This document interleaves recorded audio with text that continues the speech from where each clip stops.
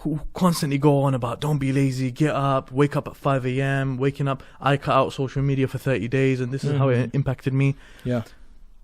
Yeah, but what's the point? Why? Why should I do that for? How do we get empowered? That's a deep question. I think the first thing we need to look at is, what I would say is that you need to realize, if you're that 17-year-old, that you are capable of things that you can't imagine. You cannot imagine, right? Yeah. You cannot imagine it. It's true. And the truth is that you don't believe that you're capable of that stuff. But you know what the truth is? I believe in you.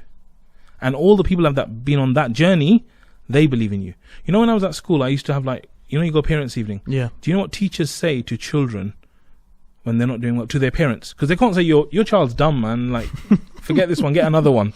They don't do that stuff, right? Yeah. What they say is what they used to say to my parents. They used to say, oh yeah, he's like, his grades are not great, he's got potential. And it was used as like a kind of a code word for saying, look, he might not do that well. But the truth is, the potential that you have is crazy. And so if they can say that about someone like me, and then I can go off and do other things, so can you, right? And it's the same thing for you. Like, imagine yourself, Musa, like you have doubts at 10 years old as a child growing up and this and that. Did you believe that you would have these followers that you have on social media? Did you believe you'd be doing this great dawah work? No. Did you ever believe that was possible? No. Like, even if I came to you at that young age and said, this is what's going to happen, you'd be like, this guy's crazy. Yeah, and I think that's the case with many of our lives. Yeah. You know, many of us, subhanAllah. I mean, I mentioned Ustad Hamza, his example. I think his example and the example of every revert is an amazing example. Yes. You know, you wouldn't have thought. The reason I mentioned revert is because as a born Muslim or Muslim, you know what I mean when I say born Muslim, born into a Muslim family, it's not shocking for you that at 10 years old you knew about Islam and now you're praying and you've grown a bit. It's not shocking. But for someone that grew up in a completely, like, an environment we only see in movies. Yeah. You know, when we used to watch them, we would see it in movies. Oh, you know, so-and-so and whatnot, they're having pork and I don't know whatnot. Living a completely different lifestyle, you know what I mean, yeah? Yeah. Seeing someone change from that lifestyle to living like you and want to be like you and growing their beard and, you know, praying their salah, praying to God and remembering God and giving da'wah, calling other people to Islam. That's crazy. That is absolutely insane. Yeah. And you see many reverts, specifically reverts in positions of leadership. Yeah.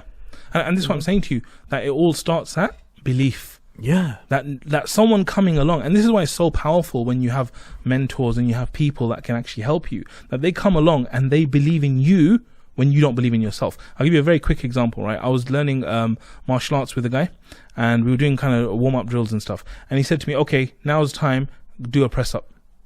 And I'm like, bro, look at the size of me, man. Do you think I can do a press up? I can't do a press up. Yeah. And he's like, what do you mean you can't do a press up? Get down and do a press up. And I said, no. So I had no belief that I could do a press up. Yeah. And I thought it's not possible. Right? And he's like, no, I'm not taking no for an answer. Like, you get down and I go, bro, I can't do a press up. He's like, when was the last time you tried? And I was like, I don't know, maybe 10 years ago, like actually tried it. He's like, get down and do a press up. I got down and I did a press up. And I was shocked. I was shocked because I put a limit on myself. All these years, I'm too big, I can't do a press up. And it took one guy to come along and believe in me and go, you know what? You can do this. And I ain't taking no for an answer. And so when you believe in someone like that, and that's why leadership is so beautiful, because if you as a leader can take that time and that care to put it into someone else and raise them up because they don't believe in themselves, you will take people to the moon. And when they go there, they'll take others. Yeah, Allahu Akbar. I think it's really inspirational. I think it's just about acknowledging your potential. You know, what you're speaking about, acknowledging your potential and really realizing there's many stories of many people who came from really bad backgrounds and they made it out and now they're here, you know, whatnot.